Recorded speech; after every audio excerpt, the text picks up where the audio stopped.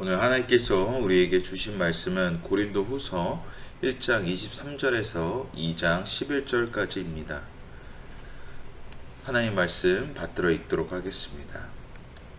내가 내 목숨을 걸고 하나님을 증인으로 모시고 말하는데 내가 더 이상 고린도로 가지 않은 것은 여러분을 아끼기 때문입니다. 우리는 여러분의 믿음을 주관하려는 것이 아니라 다만 여러분의 기쁨을 돕는 사람이 되려는 것입니다.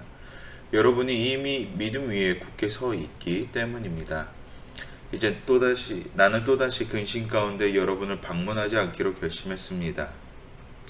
만약 내가 여러분을 근심하게 한다면 나로 인해 근심하는 사람 외에 누가 나를 기쁘게 하겠습니까?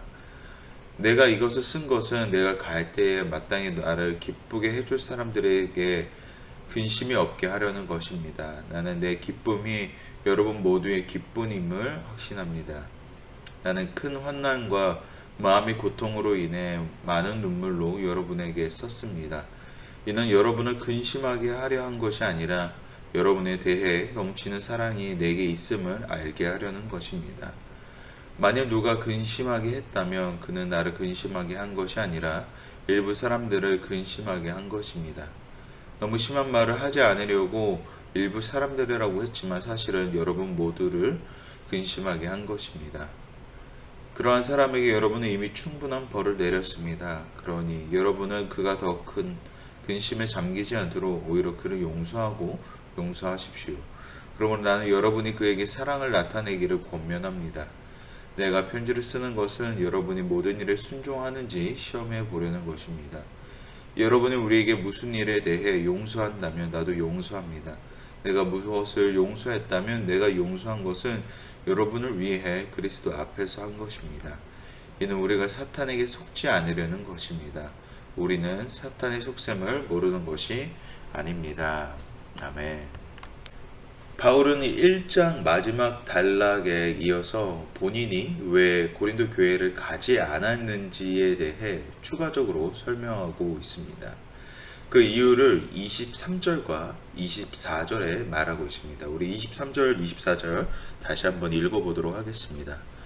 내가 내 목숨을 걸고 하나님을 증인으로 모시고 말하는데 내가 더 이상 고린도로 가지 않은 것은 여러분을 아끼기 때문입니다. 우리는 여러분의 믿음을 주관하려는 것이 아니라 다만 여러분의 기쁨을 돕는 사람이 되려는 것입니다. 여러분이 이미 믿음 위에 굳게 서 있기 때문입니다.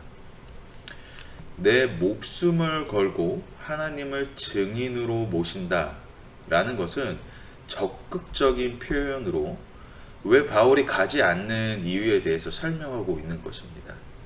하나님을 증인으로 모신다는 것은 바울이 지금까지 열심으로 했던 모든 사역 가운데 그의 믿음을 통틀어 할 수 있는 고백이죠. 그만큼 바울이 고린도 교회를 사랑하고 있었다라는 것을 증명하고 있는 본문입니다.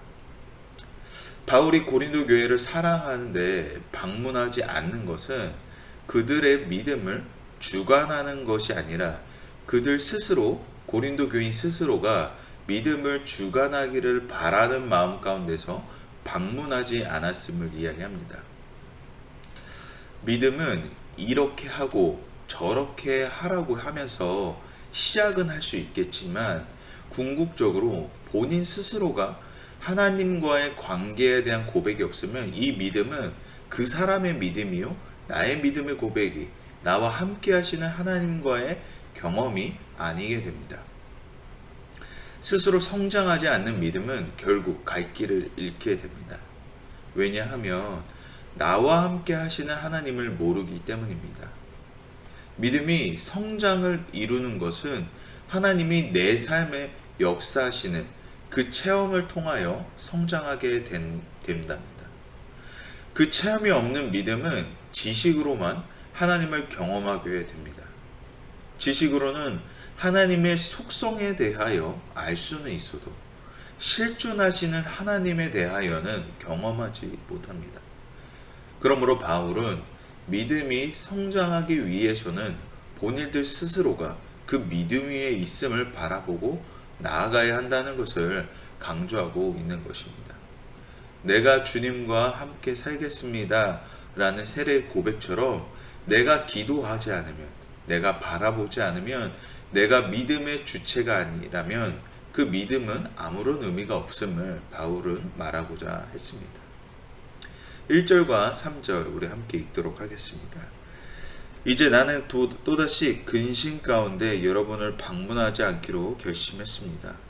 만일 내가 여러분을 근심하게 한다면 나로 인해 근심하는 사람 외에 누가 나를 기쁘게 하겠습니다. 내가 이것을 쓴 것은 내가 갈 때에 마땅히 나를 기쁘게 해줄 사람들에게 근심이 없게 하려는 것입니다. 나는 내 기쁨이 여러분 모두의 기쁨임을 확신합니다. 계속해서 바울은 1절과 2절에서 근심으로 방문하지 않기 원한다라고 말하고 있습니다. 왜냐하면 근심은 우리가 생각을 해보면 근심된다는 것은 부담을 주고 있다라는 거죠. 다시 말해 바울이 간다고 했을 때 부담이 된다는 것은 정말 친한 친구 집에 우리가 놀러 가고자 했을 때 친구가 부담스러워하면 안 가고 싶은 그런 마음을 이야기하는 것입니다. 바울은 그러한 부담감이 생긴다는 것은 자신이 기다려주지 못했음을 반성한다라는 그러한 고백을 합니다. 근심도 두 가지 종류가 있습니다. 하나는 나를 위한 근심인가? 아니면 그 근심의 대상에 대한 근심인가? 나를 위한 근심은 왜 그렇게 할까? 그렇게 알려줬는데도 못하나? 라는 나 중심적 질타를 하게 됩니다. 그러나 그 대상이 정말로 걱정이 돼서 하는 근심은 그 사람을 위하게 됩니다. 그래서 기약 없이 기다리고 안아주고 위로하게 됩니다. 제가 학창시절에 공부도 참 열심히 안 하고 어떠한 목적 없이 놀기 바빴던 저를 보면 부모님이 참 많은 걱정을 하시고 또 그런 걱정으로 인해서 혹시나 속이 썩지는 않으셨을까라는 생각을 한 적이 있습니다. 저의 위에는 이제 1살 위에 누나가 있는데 누나는 참 열심히 공부도 하고 이제 성적도 좋고 매일 제가 가져오는 점수보다도 훨씬 좋은 대학을 가게 되는 그런 결과들이 있었는데 부모님이 그런 모습을 보면서 이 아이는 나중에 뭐가 되려나 하는 그런 걱정이 없으셨나 합니다. 그래서 반에서 꼴등만 하고 있는 모습은 부모님의 마음을 참 아프게 했을 거라는 생각을 합니다. 그런데도 저희 부모님은 저에게 공부해라 잔소리 한 번 하지 않으셨습니다. 물론 부모님께서 방목하셔가지고 이제 더 이상 저에 대해서 이제 미련이 없으셔서 그런 거일 수도 있겠지만 나중에 이제 부모님의 어떤 이야기를 들어보니 제가 하고자 하는 것을 열심으로 그냥 기다려셨다라는 그런 말씀을 하셨습니다. 그러니까 부모님께서 그렇게 아무 말씀도 안 하시고 그냥 제가 하고자 하는 것들에 있어서 기다려 주셨다라는 것이죠. 그 믿음의 결과가 지금 현재 저의 모습이 있게 하는 것 같습니다. 당시에는 어떠한 반향에 대해서 가야 될지 전혀 모르는 그런 불가피한 상황 가운데서 부모님께서 믿음으로 기다려 주시고 그리고 어떻게 해야 될지 저에게 조언해 주시고 하는 것들이 저희 앞으로의 그 반향성에 대해서 좀 더 기도하고 준비하며 나아갈 수 있었던 것 같습니다. 그런 부모님의 끊임없는 응원과 격려는 제가 어디를 가든 힘을 얻을 수 있는 능력이 된 것 같습니다. 기다림은 내 욕심이 들어가 있지 않습니다. 기다린다는 것은 그 사람이 할 때까지 뒤에서 묵묵히 기도하며 기다리며 위로합니다. 우리가 주님으로부터 돌아설 때마다 매번 주님이 기다리시는 것은 우리를 믿으시기 때문입니다.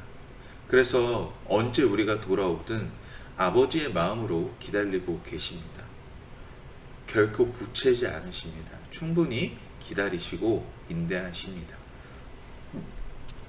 우리 4절 함께 읽도록 하겠습니다. 나는 큰 환난과 마음의 고통으로 인해 많은 눈물로 여러분에게 썼습니다.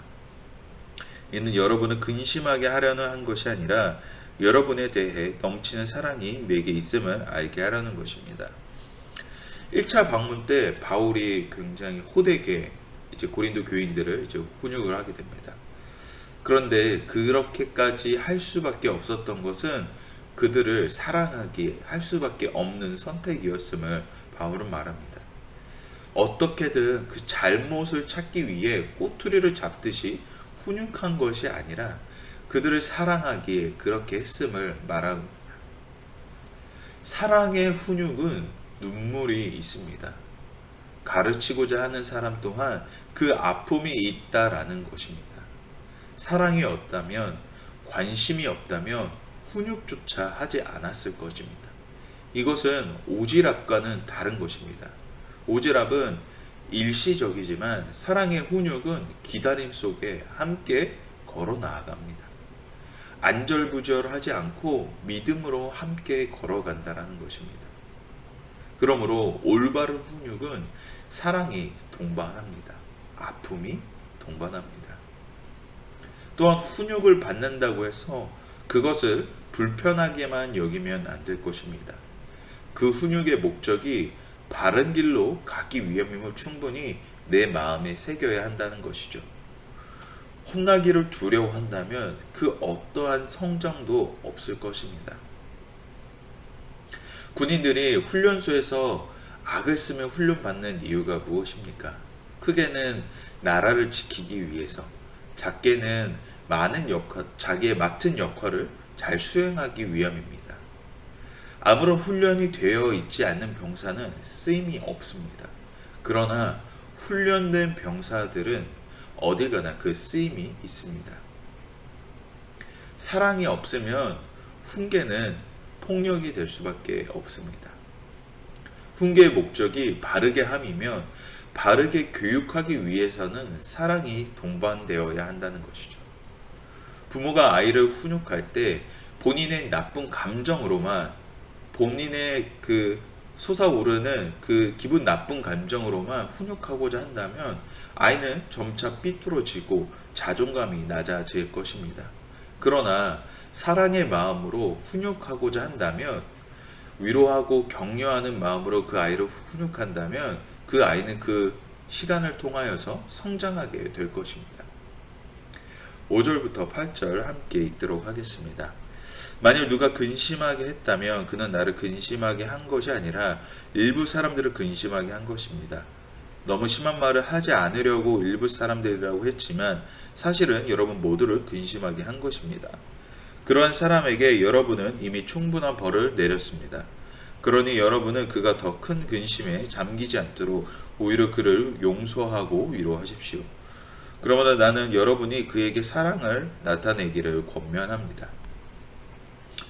바울은 훈계를 했던 자들을 교회 근심이 있게 했던 자들이라고 표현합니다. 다시 말해 그들의 잘못을 바울에게 구할 것이 아니라 교회 공동체에 구해야 한다고 말하고 있는 것입니다. 교회에 특정한 사건이 있을 때 그 잘못을 하나님께 아뢰고 난 다음이 끝이 아니라 그 당사자들끼리의 용서와 위로가 있음을 전하고 있는 것이죠. 교회 공동체는 어떠한 공동체입니까? 서로를 예수 그리스도 안에서 한 가족으로 하나됨으로 생각하는 것이 교회 공동체입니다. 그리스도 안에서 한 공동체가 되었다는 것은 관용의 공동체가 되어야 합니다. 잘못한 것은 잘못한 것이지만 용서할 줄도 알아야 한다는 것이죠. 우리가 죄인됨에도 불구하고 하나님께서 영광의 자리로 부르셨던 것과 같이 우리도 남을 용서할 줄 아는, 위로하는 공동체가 되어야 합니다. 왜냐하면 우리 공동체의 목적이 죄인의 낙인을 찍기 위함이 아니라 남을 정죄하기 위한 공동체가 아니라는 것이죠. 그러므로 7절과 같이 그 대상이 낙심에 빠지지 않기를, 더 큰 근심에 빠지지 않기를 용서하고 위로해야 한다고 바울은 전하고 있는 것입니다. 서로를 관용하고 이해하는 것은 교회 공동체의 가장 중요한 요소입니다. 관용한다는 것은 내가 그리스도 안에서 그 사람을 사랑한다는 것입니다. 그 대상이 싫을지라도, 그럴 수도 있었겠구나 하는 마음으로 다가선다면 그 사람 또한 나를 이해하게 되고 그 끝에는 서로 그 마음이 기쁘게 변하게 된다라는 것이죠. 그런데 이를 내 개인적인 마음이 아니라 하나님께서 주시는 마음으로 해야 합니다. 왜냐하면 하나님께서 주시는 마음이 아닌 개인의 마음으로 용서하게 되면 다음에 같은 실수를 대상이 같은 실수를 만약에 반복하게 된다면 그것을 용서하고자 하는 마음이 생기지 않습니다. 그러나 우리가 주님의 마음으로 내 개인의 마음이 아니라 먼저 주님의 마음으로 우리가 용서하고자 한다면 그 용서의 마음은 더 큰 깊이와 이해로 다가가게 될 것입니다. 우리의 너그러운 마음은 주님으로부터 옵니다. 그렇기에 같은 실수를 반복해도 이해할 수 있다, 용서할 수 있다라는 마음이 생기는 것입니다. 주님께 구하는 용서와 있기를 바라기를 소망합니다. 주님은 나도 사랑하고 그도 사랑하십니다. 주님께서 나를 사랑하시는 만큼 그도 사랑하신다는 것입니다. 이와 같이 주님께서 사랑하시기에 나도 조금은 더 내려놓고 사랑할 수 있지 않을까 합니다. 마지막으로 우리 9절과 11절 함께 읽도록 하겠습니다. 내가 편지를 쓰는 것은 여러분이 모든 일에 순종하는지 시험해 보려는 것입니다. 여러분이 누구에게 무슨 일에 대해 용서한다면 나는 용서합니다. 내가 무엇을 용서했다면 내가 용서한 것은 여러분을 위해 그리스도 앞에서 한 것입니다. 이는 우리가 사탄에게 속지 않으려는 것입니다. 우리는 사탄의 속셈을 모르는 것이 아닙니다. 사랑은 순종을 동반하게 됩니다. 예수님께서 순종하지 않으셨으면 우리가 주님 앞에 나아갈 수 없는 것과 같이 우리가 예수님의 자녀라면 순종으로 사랑해야 합니다. 순종하는 것은 쉽지가 않습니다. 사람의 마음으로만 순종하고자 한다면 이기적인 마음, 용서하지 않고자 하는 마음이 강합니다. 그런데 하나님의 마음을 품고 사랑하고자 한다면 모든 것을 품을 수 있게 됩니다. 순종하지 않고자 하는 마음은, 사랑하지 않고자 하는 마음은 사단이 주는 것입니다. 하나님은 용서하지 않는 마음을 주시지 않습니다. 바울은 내가 용서하는 것은 그리스도께서 그 마음을 주셨다라고 이렇게 표현을 합니다. 그 뜻은 우리가 용서하기 전에 주님께서 우리를 용서하여 주신 것 같이 남을 용서할 줄 아는, 관용할 줄 아는 그 마음이 있어야 한다라는 것이죠. 우리가 왜 그들의 마음을 먼저 이해하고 용서해야 합니까? 나는 이해하지 못해서, 나는 이렇게 하지 못해, 이렇게 단정짓고 혹시 생각하는 것은 아닌지 우리가 고민해 볼 필요는 있는 것 같습니다.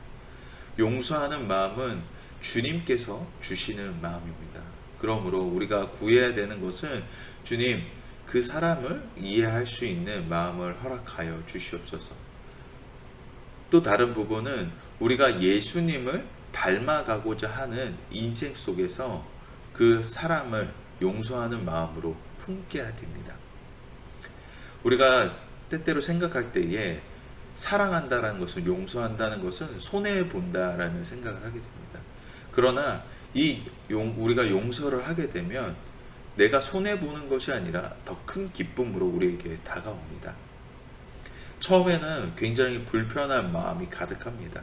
그러나 사랑하게 되면 그 은혜가, 풍성함을 결국에는 누리게 됩니다. 이것이 바로 하나님의 사랑 원리입니다. 그 사랑의 마음을 품고 서로를 격려하고 아끼는 아부다비 온누리 공동체가 되기를 원합니다. 각박한 세상 가운데에 우리 서로에게 버팀목이 되는 든든한 한 사람 한 사람이 되기를 소망합니다.